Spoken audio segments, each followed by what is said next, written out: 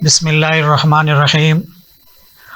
ناظرین، میں ہوں محمد سرفراز اجمل اور آپ دیکھ رہے ہیں اسپیشل ٹی وی پہ اسلامک لیکچرز۔ ناظرین، گزشتہ پروگرام میں آپ نے دیکھا ہم ادب کے حوالے سے گفتگو کرتے ہیں، وہ بچوں کا ادب ہو، بڑوں کا ادب ہو، شاعری ہو یا کسی بھی پہلو پہ بات کرتے ہیں۔ میں عموماً سوچتا ہوں کہ جب ہم لوگوں کی کتابوں کو دیکھتے ہیں اور لوگوں کی زندگی کو دیکھتے ہیں، کسی بھی شخص کی جو خدمات ہیں اس کو دیکھتے ہیں، اس کے دن کو دیکھتے ہیں، اس کی عمر کو دیکھتے ہیں، تو اس کی عمر سے زیادہ، اس کے دن سے زیادہ اس کی کتابوں کے صفحات اور کتابوں کی تعداد ہوتی ہے۔ تو میں حیران ہوتا ہوں کہ وہ کیسے یہ مینیج کرتے ہیں اپنی خاندانی زندگی کو، اپنی معاشرتی زندگی کو، کہ وہ اپنی جاب بھی کر رہے ہوتے ہیں اور جو ادب پہ ہے وہ لکھ رہے ہوتے ہیں، شاعری کی کتاب ہو، کہانیوں کی کتاب ہو۔ تو ہمارا یہ جو سلسلہ ہے ادب کا انشاءاللہ جاری رہے گا اور ہم ہر پروگرام میں آپ کو ادیبوں سے ملاتے رہیں گے۔ آج ہی ہمارے درمیان ایک ایسے ادیب ہیں جو نامور ادیب ہیں، قلم کار ہیں، کہانی بھی لکھتے ہیں، کالم بھی لکھتے ہیں، شاعر بھی ہیں، اور ان کا پورا گھرانہ جو ہے وہ علمی گھرانہ ہے۔ ان کے والد صاحب بھی نامور ادیب تھے۔ ہم ان سے گفتگو کرتے ہیں۔ سر، سب سے پہلے بہت شکریہ آپ تشریف لائے۔ سر، جیسا کہ میں بات کر رہا تھا، آپ کے والد صاحب بھی نامور ادیب تھے۔ ہمارے ناظرین کو آپ اپنے بارے میں بتائیے کہ آپ کا اصل تعارف کیا ہے، آپ کی کیا خدمات ہیں، اس حوالے سے ہمارے ناظرین کو بتائیں۔ جی بہت شکریہ۔ عرض یہ ہے کہ میرے والد صاحب بشیر رحمانی ایک علمی و ادبی شخصیت تھے، تو ہمارے گھر کے ایک چھوٹے سے کمرے میں بڑے بڑے مشاعرے ہوتے تھے۔ تو میں اس وقت بہت کم عمر تھا، بڑے بڑے شاعر وہاں آتے تھے، جگہ بڑی محدود تھی لیکن ہم 25-30 شاعر میں دیکھتا تھا۔ والد صاحب کہتے تھے کہ ان کے لیے چائے وائے کا بندوبست کرو، تو دیکھتے ہی دیکھتے مجھے بھی ایک لکھنے لکھانے کا شوق ہوا۔ یہ غالباً 1985 کی بات ہے۔ 1985 یعنی کہ 40 سال اس بات کو ہو گئے۔ تو ہمارے گھر میں مشرق آیا کرتا تھا۔ اس وقت کا مشرق آج کے مشرق سے مختلف تھا، سرکاری ایک اخبار تھا وہ۔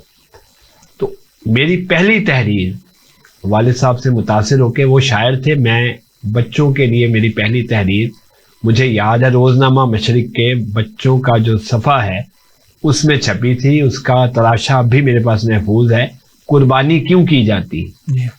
تو میری عمر اس وقت میرا خیال ہے 16 یا 17 سال تھی۔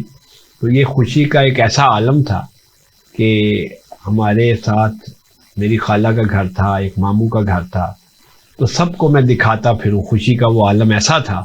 وہ والد صاحب نے بھی بڑا اپریشیٹ کیا کہ بھئی یہ تو بڑی اچھی بات ہے کہ ہمارے خاندان میں ایک، اس سے پہلے والد صاحب کے علاوہ میرے ایک ماموں جو ہے وہ بھی پروگریسو رائٹر ہیں، اسلم رحیل مرزا مرحوم۔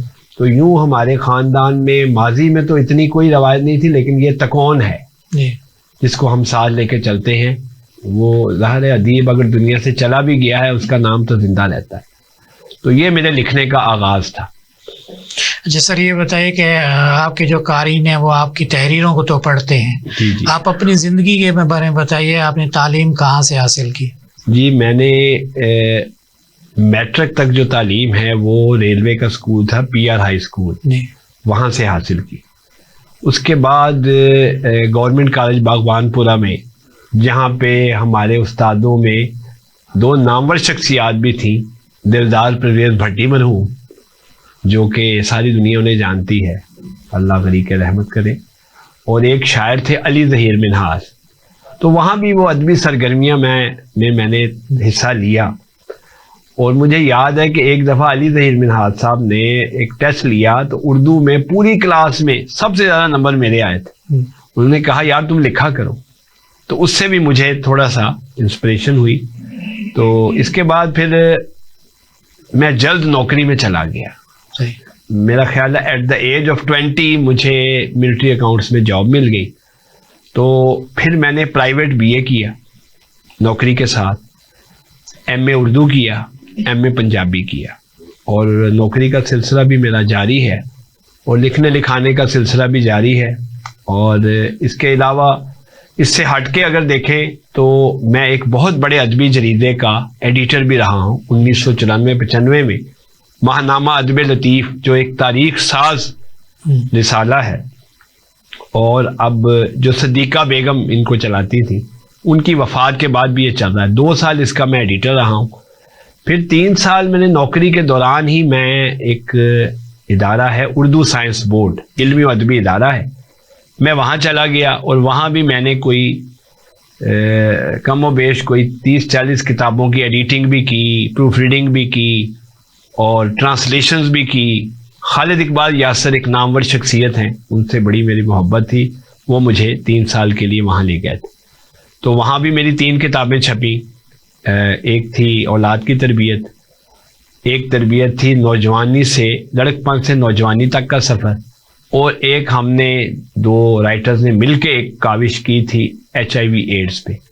تو یوں وہاں بھی میرا ادبی سفر جو ہے جاری رہا۔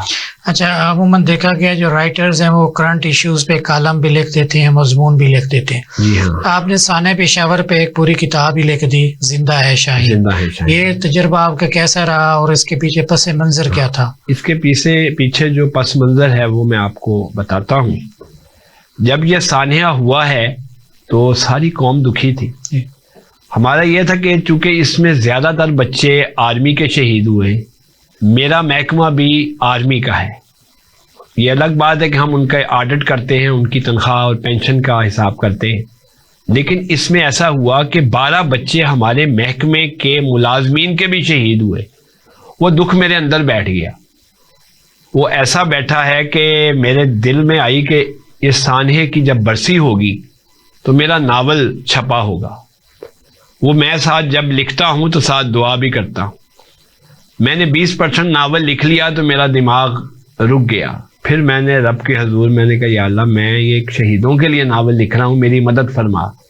تو آپ یقین کریں کہ اس طرح وہ ناول لکھا گیا کہ جب ٹی وی کے ایک مذاکرے میں ہمارے بہت ہی محترم جناب حفیظ طاہر صاحب کا آپ نے نام سنا ہوگا، انہوں نے مذاکرے میں کہا کہ اردو کے بچوں کے ادب کے چند بڑے ناولوں میں نوید مرزا کا ناول زندہ ہے شاہین بھی ہے، تو میری خوشی دوبالا ہو گئی، کیونکہ یہ تو ہم نے آنسوؤں سے لکھا ہے، خود بھی میں رو پڑا۔ باقی یہ ہے کہ اگر اس میں سارے حقائق ہم اگر لکھ دیں تو لوگ پڑھ نہ سکیں، بچوں کے ساتھ جو ہوا ہے، تو اس میں ظاہر ہے کہ اس میں اصل حقائق بھی ہیں، اور اس میں ظاہر ہے کوئی اسٹوری کو بڑھانے کے لیے ہم نے اس میں ایک فکشن ہے اس کو بنایا ہے، اور اللہ تعالیٰ نے مجھے بڑی عزت دی۔ جب یہ پہلی برسی ہوئی مجھے وہاں بلایا بھی گیا، اور وہاں جو میں نے منظر دیکھے ہیں وہ بیان سے باہر ہے، میں خود بھی جذباتی ہو گیا تھا۔ تو ابھی پچھلے سال 16 دسمبر پہ ہمارے دوست ہیں اسحاق ورد، ایک بڑے مشہور شاعر ہیں، بچوں کے ادیب بھی ہیں وہ، تو انہوں نے ایک کالج میں اس پہ مذاکرہ بھی کرایا کہ سانحہ پشاور زندہ ہے شاہین کے روشنی میں، اور اس پہ BS کا مقالہ بھی لکھا جا چکا ہے۔ تو یہ ہماری کاوش ہے۔ اچھا، یہ بتائیں، ایک دور تھا کہ ہم اسمبلیوں میں بزم ادب بھی ہوتا تھا اسکولوں کے اندر، اور اسمبلی میں ہم اشعار بھی پڑھتے تھے، دعائیں بھی پڑھتے تھے، لب پہ آتی ہے دعا بن کے تمنا میری۔ آپ نے اقبال کہانی کا آئیڈیا متعارف کروایا تھا، یہ آئیڈیا کیسے آیا اور یہ کتنا مقبول ہوا؟ یہ آئیڈیا اس طرح آیا کہ 2001 کو یوم اقبال کے حوالے سے خاص طور پہ منایا جا رہا تھا کہ حضرت اقبال کی غالباً 125ویں یوم ولادت بنتا تھا۔ 2001 میں یہ جب یہ چلی تو اس وقت میں اقبال اکیڈمی کے لیے کچھ کام کرتا تھا، پروف ریڈنگ، ایڈیٹنگ، کمپوزنگ۔ تو انہی دنوں پھول کے ایڈیٹر اس وقت تھے اختر عباس صاحب، بعد میں ہمارے دوست آ گئے شعیب مرزا صاحب۔ اس وقت میں نے انہیں کہا کہ میں نے نا کچھ کہانیاں لکھی ہیں اقبال کے اشعار کو بنیاد بنا کر۔ انہوں نے کہا کہ آپ وہ کہانیاں ہمیں دیں۔ اس میں مجھے یاد ہے کہ میری ایک کہانی 2001 میں چھپی، سراغ زندگی۔ اگلے ماہ یا اس سے اگلے ماہ اتنے خطوط آئے کہ یہ تو آئیڈیا اس سے پہلے کبھی آیا ہی نہیں تھا، بچوں نے اس کو بہت پسند کیا۔ یہی آئیڈیا جب میں نے اقبال اکیڈمی کے ڈائریکٹر سہیل عمر صاحب کو پیش کیا تو پہلے تو وہ حیران ہی رہ گئے, کہہ رہے بھائی یہ تو کیا آپ نے پہاڑ اور گلہری نظم لے کے لکھا ہے. اب ان کو سمجھایا میں نے کہا نہیں, یہ ایک یونیک آئیڈیا میں نے دیا ہے کہ اقبال کے ایک شعر پہ نئی نسل کے لیے, بچوں کے لیے, ٹین ایجر کے لیے, بلکہ ذرا بڑی عمر کے لیے یہ ایک کہانی کا آئیڈیا ہے. انہوں نے کہا یہ ہمیں دیں, اور پھر ان کو میں نے یہ سراغ زندگی کا آئیڈیا دیا, اور یہ چھپتے چھپتے ذرا دیر ہوئی. اس کا پہلا ایڈیشن آیا سراغ زندگی کا 2006 میں, پھر 8 میں آیا, پھر 9 میں آیا, پھر 10 میں آیا. اسی کے ساتھ ایک اور کتاب تھی, آئیڈیا میرا ہی تھا. میں نے کچھ لوگوں کی اس آئیڈیا پہ, کیونکہ بعد میں یہ آئیڈیا ڈیولپ ہوا تو کئی رسالوں نے اسی کو لے کے بنیاد بنا کے اقبال کہانی نمبر چھاپے. لیکن اس میں کئی رسالوں نے لکھا کہ اس آئیڈیا کو انٹروڈیوس کرانے والے نوید مرزا ہی ہیں. تو پھر بڑی اس آئیڈیا کو پذیرائی ملی. پھر اس کے بعد سراغ زندگی, مقدر کا ستارہ, لوح و قلم اور استاد کا احترام شائع ہوئی. بندہ مزدور آنے والی ہے. اچھا ابھی آئی نہیں, وہ آنے والی ہے. بندہ مزدور اور جوانوں کو میری آہ سحر دے, وہ اس سال انشاءاللہ تعالی شائع ہو جائیں گے. اچھا یہ بتائیں کہ بچوں کی شاعری پر اب تک آپ نے کتنا کام کیا ہے, اور اس فیلڈ میں بہت کم کام ہوا, اس کی وجہ کیا ہے؟ اصل میں غزل کا بھی شاعر ہوں, نظم کا بھی ہوں, الحمدللہ نعت سرکار بھی لکھی ہے, منقبت بھی لکھی ہے. غزل کے ایک شعر میں ایک شاعر کو اتنی پذیرائی مل جاتی ہے کہ وہ بچوں کے ادب کی طرف دیکھتا ہی نہیں. یہ ہمارا المیہ ہے کہ ہمارے بڑے بڑے شاعروں نے اس طرف توجہ ہی نہیں دی. تو چونکہ میرا لکھنے کا آغاز ہی بچوں کے ادب سے ہوا تھا, تو میں نے اس کو بڑا ایک سوچا کہ بچوں کے لیے نظمیں لکھوں. اور میرا خیال ہے کہ 2019 میں میری جو کتاب آئی ہے بچوں کی پھلواری, اس کو بھی تسنیم جعفری ایوارڈ ملا تھا. 2019 یا 2020 میں آئی تھی, کیونکہ 2019 میں اس کتاب کو لوح قلم کو ملا تھا, 2020 میں اس کو ملا. اس میں میری 65 نظمیں, اور اس کے علاوہ یہ ہے کہ اس کے 2 حصے ہیں. پہلے حصے میں تو مختلف موضوعات پہ 65 نظمیں ہیں. دوسرا حصہ ہے وہ ایسا ہے کہ جو بہت کم لوگوں نے کام کیا ہے, وہ چھوٹے بچوں کے لیے. مثال کے طور پہ اس میں حروف تہجی پہ میں نے نظمیں لکھی ہیں, یعنی کہ الف پہ نظم ہے, بے پہ نظم ہے, تے پہ ہے. اگر سما خراشی نہ ہو تو 1-2 صرف آپ کو سناؤں کہ الف سے اچھے ابا جان, پیارے پیارے وہ انسان. الف سے اچھی امی جان, خوب سجائیں دسترخوان. اور تے سے تالا ہے بچوں, یہ رکھوالا ہے بچوں. تو اس طرح کر کے الف سے لے کر یہ تک وہ دوسرے حصے میں چھوٹے بچوں کے لیے نظمیں. کیا بات. اچھا بتائیں آپ کن شاعر اور ادیبوں سے جو ہے نا زیادہ متاثر ہوئے ہیں اور اس فیلڈ میں آئے ہیں؟ جی پہلے تو میں اپنے والد صاحب بشیر رحمانی سے متاثر ہوا ہوں, کیونکہ ان کو دیکھ کے ہی مجھے یہ شوق ہوا ہے. لیکن حضرت اقبال سے بڑا شاعر میں کسی کو نہیں سمجھتا. اگر ان کے علاوہ ماضی میں جائیں تو میر اور غالب تو خیر ہے ہی ہیں, لیکن جو حضرت اقبال نے پوری قوم کو ایک طرف مولڈ کر کے اور ان کو جو خودی کا درس دیا ہے, وہ شاید کسی بھی شاعر کے حصے میں نہیں آیا. اور اقبال یہ کہہ گئے کہ اگر میں نے قرآن و حدیث کی روشنی میں شعر نہ کہا ہو تو مجھے بخشش نہ ملے. یعنی کہ ان کا سارا کلام ہی تو ہم ان کے ہی فالوورز ہیں, ان سے ہی متاثر ہیں. اچھا یہ بتائیں کہ آج پرائیویٹ بہت سی سوسائٹیاں بن گئی ہیں, ادارے بن گئی ہیں جو حوصلہ افزائی کے لیے شیلڈ اور اسناد دیتی ہیں. بشیر رحمانی ایوارڈ کیا ہے, اس کے مقاصد کیا ہے اور کیا کرائیٹیریا ہے, کس کو پیش نظر رکھا جاتا ہے؟ دیکھیے یہ میرے والد صاحب کی اب آ رہی ہے 10ویں برسی ہے, تو 17 فروری کو 3را بشیر رحمانی ادبی ایوارڈ ہم پیش کر رہے ہیں.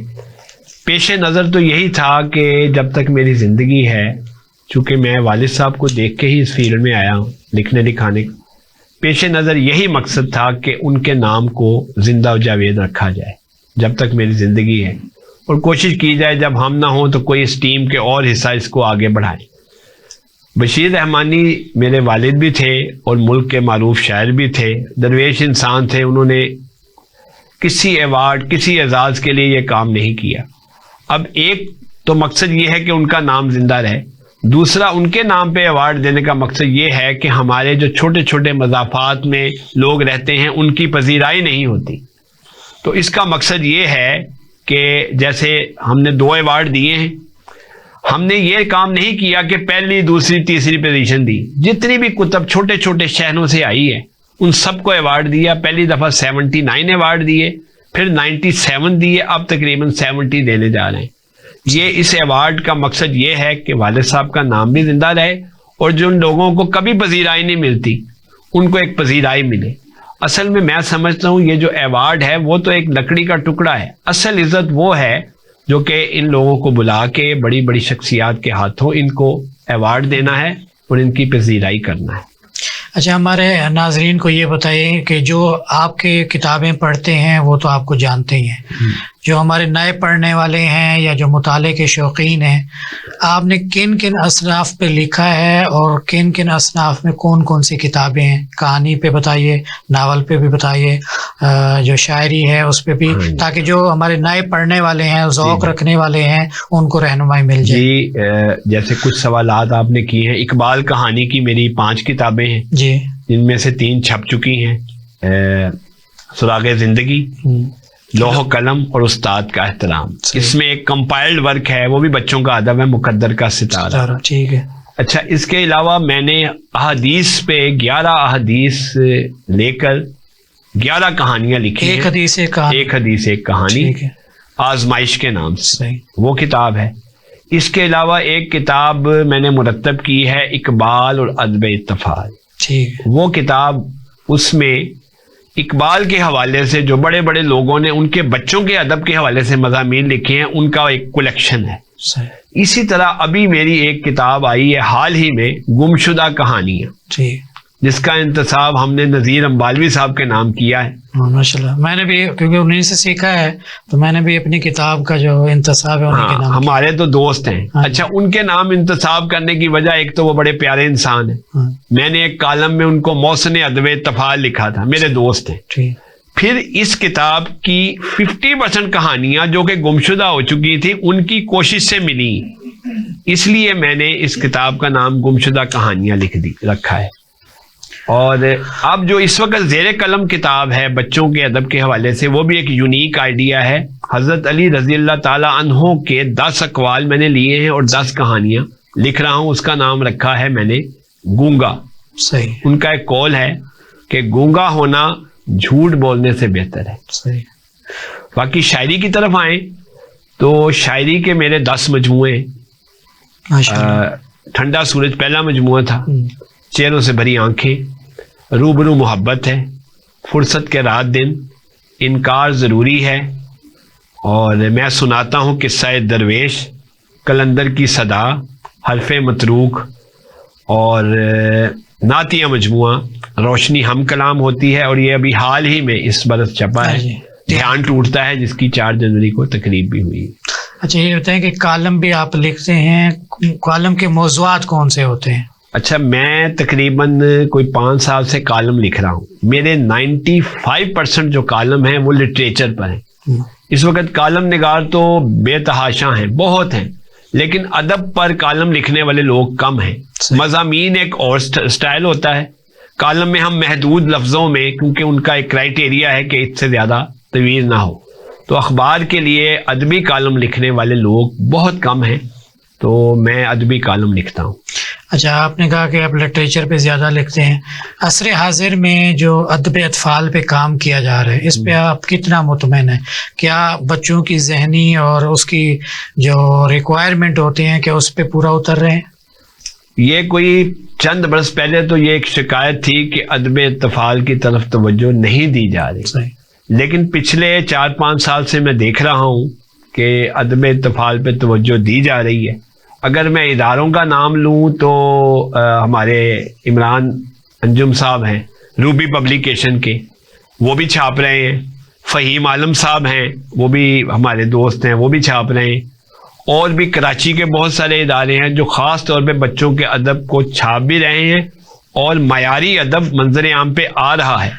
ناظرین, نوید مرزا صاحب ہمارے ساتھ ہیں, گفتگو ان سے کرتے رہیں گے. بریک کا ٹائم ہو گیا, چھوٹی سی بریک لیتے ہیں, اس کے بعد حاضر ہوتے ہیں. ناظرین ویلکم بیک. نوید مرزا صاحب سے بات گفتگو جاری تھی. سر آپ لٹریچر پہ گفتگو کر رہے تھے کہ ادب اطفال پہ کام ہو رہا تھا. جی ہاں، ادب اطفال کے حوالے سے بات ہو رہی تھی کہ ماضی میں جو آج پیچھے 5-6 سال دیکھیں تو اتنا کام اس پہ نہیں ہوا، لیکن اس کے بعد ایسی ایک لہر چلی ہے جس پہ ہم دیکھ رہے ہیں کہ بچوں کے ادب پہ بہت کام ہو رہا ہے، اور بچوں کے جو رسائل ہیں وہ بھی سنجیدگی سے اس طرف توجہ دے رہے ہیں. اور اس میں جن کی کاوشیں جیسے میں ذکر کر چکا ہوں کہ لاہور میں روبی پبلیکیشن والے اور ہمارے بچوں کا کتاب گھر والے خاص طور پہ بچوں کے ادب کی طرف توجہ دے رہے ہیں، اور ان کے بڑے بڑے رائٹر، سینئر رائٹر سے بھی رابطے ہیں، اور اس کے بعد جو بعد کی نسل ہے اس سے بھی رابطے ہیں، اور جو نئے لوگ آ رہے ہیں خاص طور پہ نئے لوگوں کی جو کتابیں شائع ہو رہی ہیں وہ ایک خوشائند بات ہے.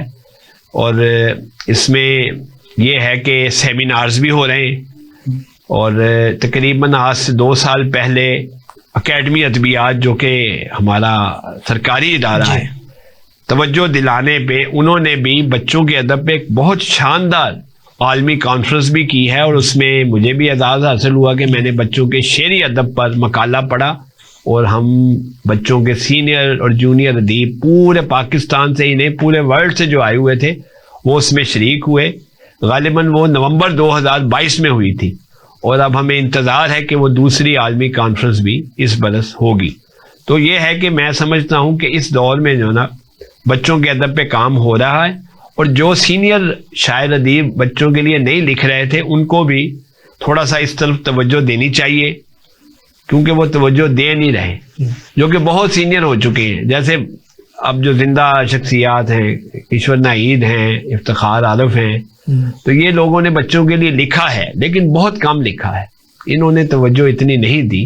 ان کو چاہیے تھا کہ اپنے زمانے میں اس طرف توجہ دیتے. امجد صاحب نے توجہ دی ہے، ان کی کتابیں ہیں. اب پیچھے جائیں تو سینئرز میں مرزا ادیب صاحب، اے حمید اور اشتیاق صاحب سے بڑھ کے تو ہے ہی نہیں نا.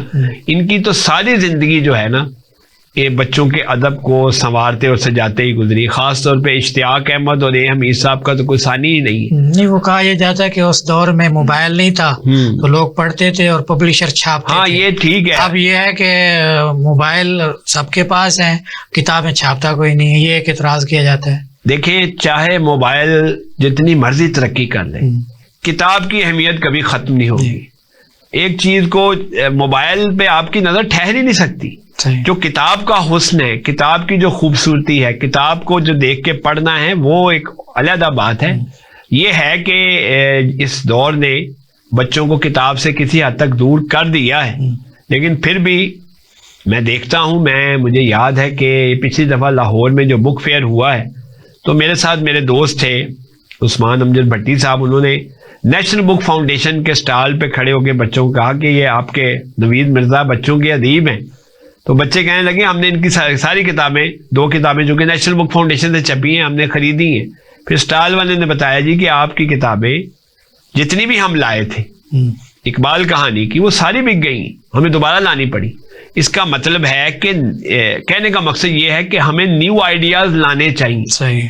جب بچوں کے ادب میں نئے آئیڈیاز آئیں گے تو بچے پڑھیں گے. اب وہ جن بھوتوں والے معاملات نہیں رہے. اب اقبال کہانی ہے، سائنس فکشن ہے، یا حضرت علی رضی اللہ تعالیٰ عنہ کے حوالے سے ان کے اقوال سے، یا حدیث کہانی ہے، یہ نئے آئیڈیاز ہیں. اچھا یہ بتائیں کہ بچوں میں مطالعے کے فروغ کے لیے کون سے اقدامات کرنے چاہیے کہ بچہ موبائل سے دور رہے اور کتاب سے زیادہ جڑا رہے؟ آپ نے ابھی تھوڑی دیر پہلے ایک بات کہی تھی کہ وہ دور بھی تھا جب کہ بزم ادب بھی ہوتا تھا. جی. اور جو صبح کے وقت لب پہ آتی ہے دعا بن کے تمنا میری. اب یہ اسمبلی کا کانسیپٹ ہی ختم ہو گیا ہے، بزم ادب کے پیریڈ ہی نہیں ہوتے. یہ ایک تحریک کی صورت میں اس طرف توجہ دینے کی ضرورت ہے کہ بزم ادب کے پیریڈ بھی ہو، اسمبلی بھی ہو. مجھے کبھی کبھی ایسے لگتا ہے جیسے کہ یہ ایک سازش کے تحت ہو رہا ہے کہ بچے صرف موبائل کے ہو جائیں، باقی وہ ادب احترام ختم ہو جائے، قرآن و حدیث سے دور ہو جائیں، اقبال کے پیغام سے دور ہو جائیں.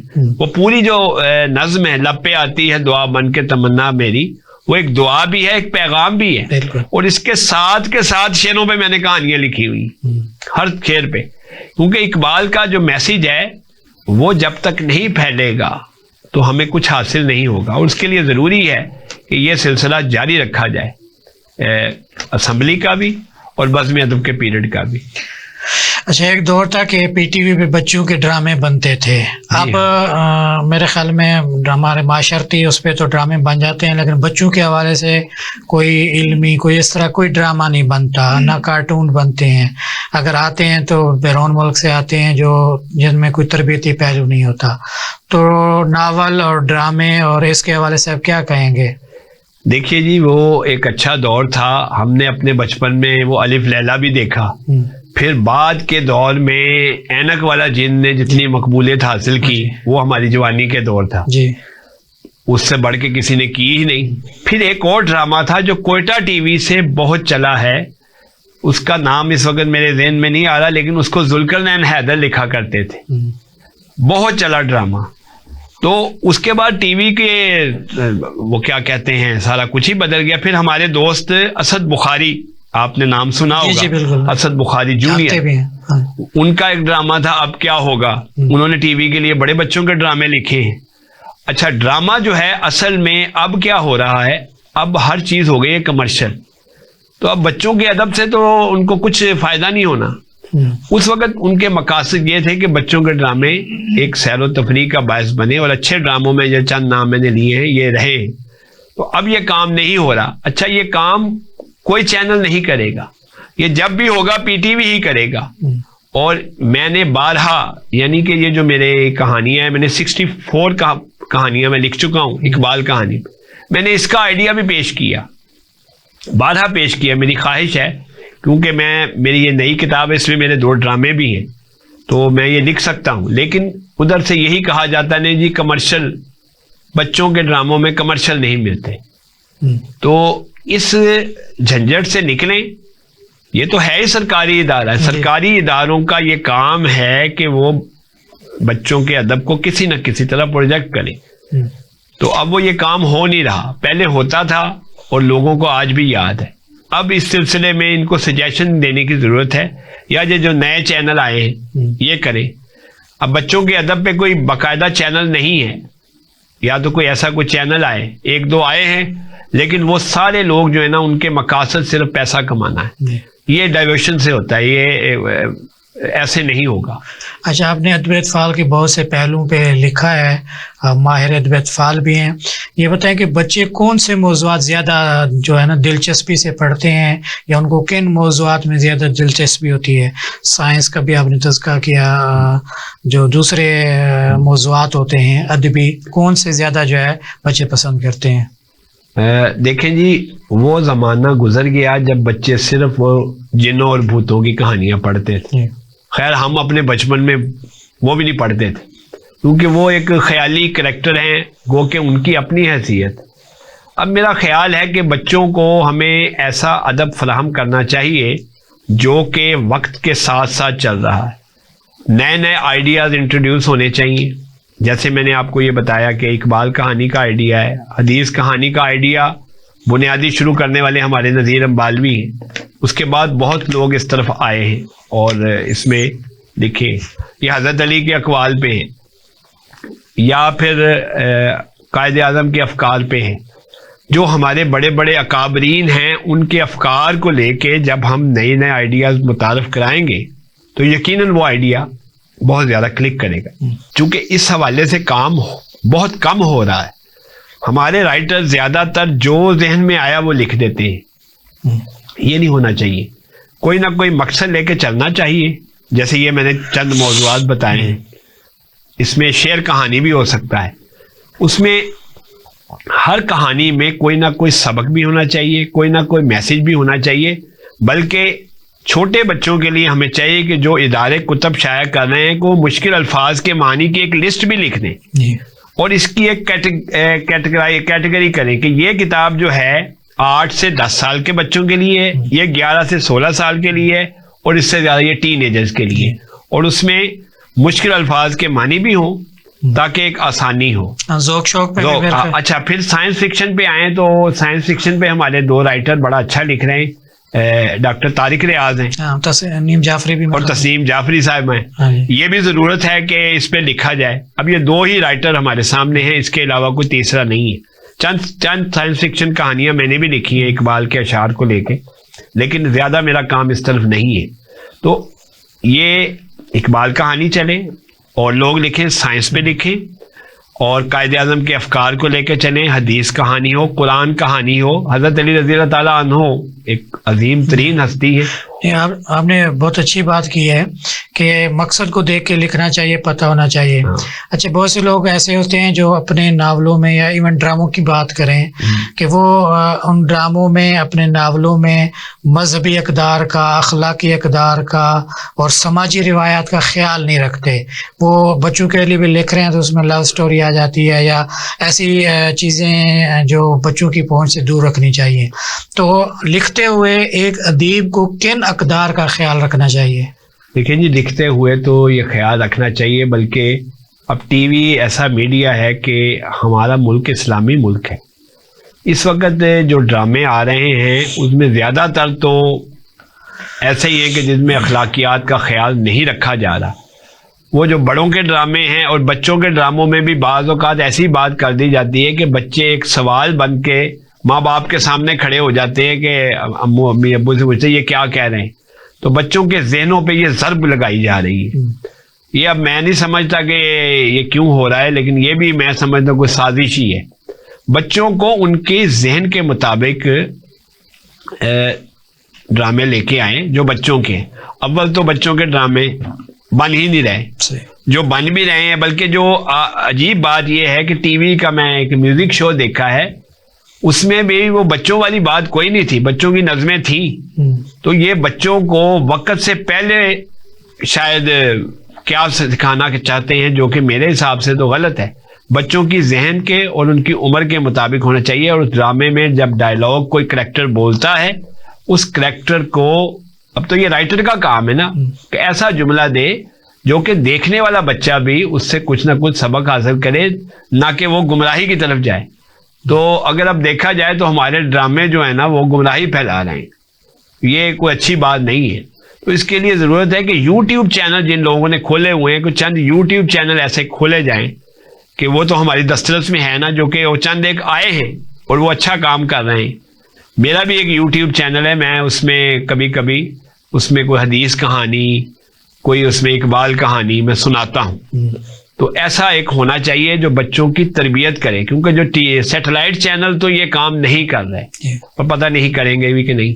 اس کے لیے ضروری ہے کہ یوٹیوب چینل آئیں منظر عام پہ, وہ بچوں کی ذہنی استعداد کے مطابق اور کوئی مقصد پیش نظر رکھ کے ان کے لیے کوئی پروگرام منظر عام پہ لائیں. اچھا یہ بتائیں کہ حکومتی سطح پر بچوں کے حوالے سے کیا حوصلہ افزائی کی جاتی ہے اور کون سے پہلو ہیں جس پہ حکومت کو توجہ دینی چاہیے؟ حکومتی سطح پہ جیسے میں نے ابھی ذکر کیا ہے کہ 2022 میں بہت بڑی بچوں کے ادب پہ ایک عالمی کانفرنس ہوئی ہے, لیکن ان کی پھر بھی اس کے بعد انہوں نے کہا تھا, وہاں پہ منسٹر صاحب آئے ہوئے تھے, میں ان کا اب نام نہیں لوں گا, انہوں نے کہا جی یہ کانفرنس ہر سال ہوگی, ہم بچوں کے ادیبوں کو یہ پرائز دیں گے, لیکن کچھ بھی نہیں ہوا. بس وہ ایک ہی ہوئی ہے کانفرنس.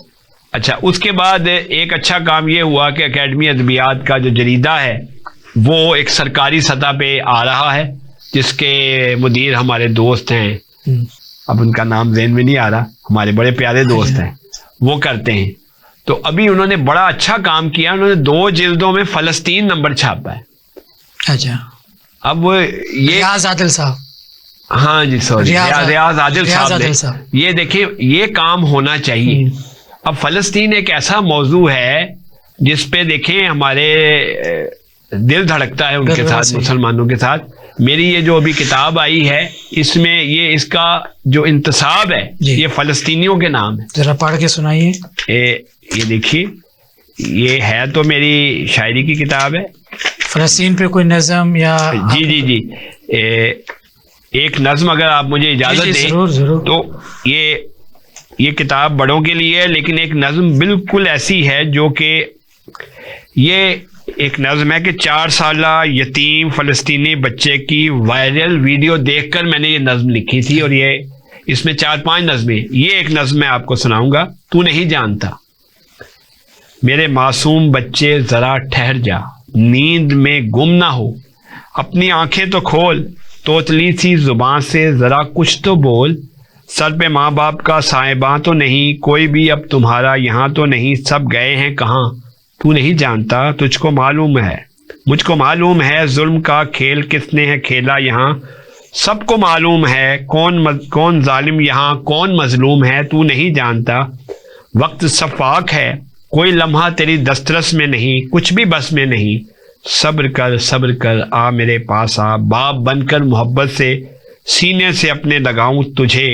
تو شہیدوں کا وارث ہے، دشمن کے ہر وار سے میں بچاؤں تجھے. ظلم کتنا ہوا تو نہیں جانتا، مجھ کو معلوم ہے، آنسوؤں سے تیرے انقلاب آئے گا. بول اٹھے گا خونے شہیداں ضرور، ظالموں پر فلک سے عذاب آئے گا. کیا بات. تو یہ انتصاب بھی ان کے نام ہے. تو اسی طرح وہ ان کی کاوش کو میں خراج تحسین پیش کرتا ہوں کہ انہوں نے فلسطین پہ سرکاری سطح پہ کام ہو رہا ہے، لیکن کم ہو رہا ہے، اس کو پھیلانا چاہیے.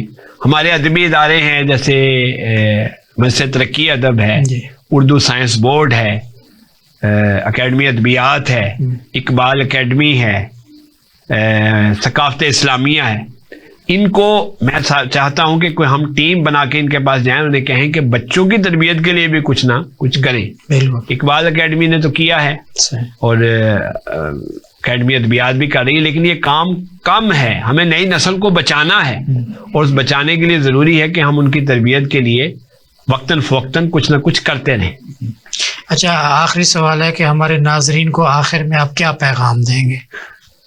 آخر میں پیغام تو یہی ہے کہ میرا ایک شعر ہے، میں ہر جگہ وہی پیغام دیتا ہوں کہ ایک دوسرے کے ساتھ ہیں سارے جڑے ہوئے، ایک دوسرے کے ساتھ ہیں سارے جڑے ہوئے، کوئی نہیں رہے گا اگر میں نہیں رہا. تو ایک دوسرے کے ساتھ جڑے رہیں. خاص طور پہ مسلم امہ جو ہے وہ ان کو آپس میں ایک دوسرے کے ساتھ جڑنا چاہیے. ہم انتشار کا شکار ہیں، ہمارے اندر توڑ پھوڑ ہے، ہم مسلمان اربوں ہیں. اگر ہم اکٹھے ہو جائیں، اور سب سے پہلے جڑنے کا آغاز ہم اپنے مملکت پاکستان میں کریں. ہم جو ٹکڑوں میں تقسیم ہیں، ہم جو مذہب کے نام پہ ایک دوسرے سے الگ الگ ہیں، سیاست کے نام پہ الگ ہیں، تو ہم گھروں سے یہ کام شروع کریں. گھروں میں انتشار ہے وہ ختم ہو، رشتہ دار آپس میں جڑیں.